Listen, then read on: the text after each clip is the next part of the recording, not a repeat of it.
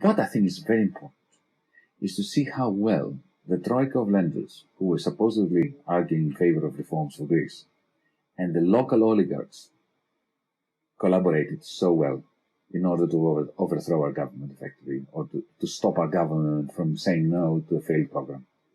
I could give you examples of how the Troika intervened in favor of the oligarchy in Greece. You want to reform Greece?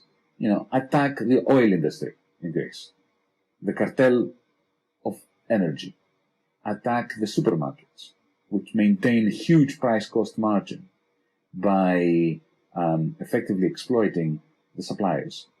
Let's do this together, and let's create a culture of investment by managing our debt in such a way as to bring more investment so we can have more growth and give you back more of the money that we've borrowed from the German taxpayers.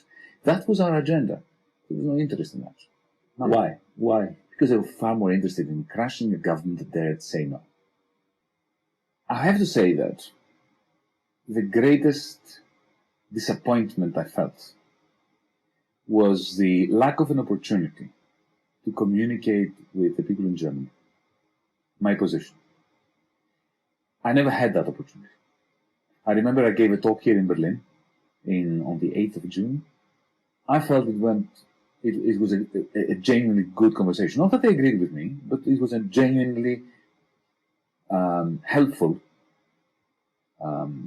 exchange that I learned from, and I think the audience learned from. And then I saw the way it was reported. It was the cheapest, most yellow, ridiculous portrayal. It did no justice, not even to the German audience who were there and who had, put very good questions to me.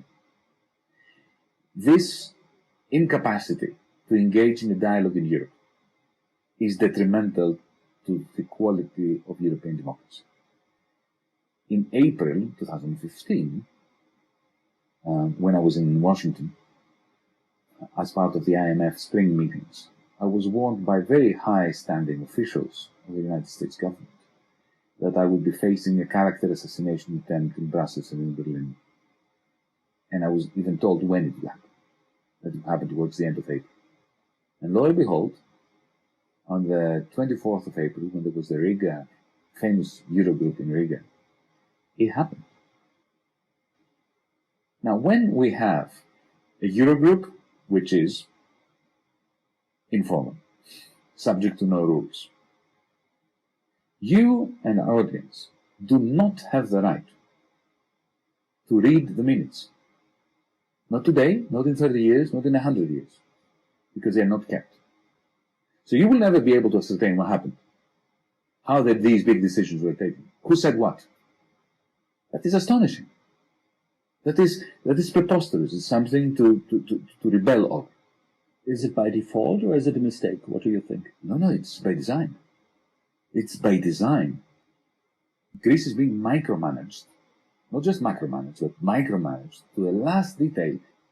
The institutions must approve any and every piece of legislation that goes through the Greek Parliament.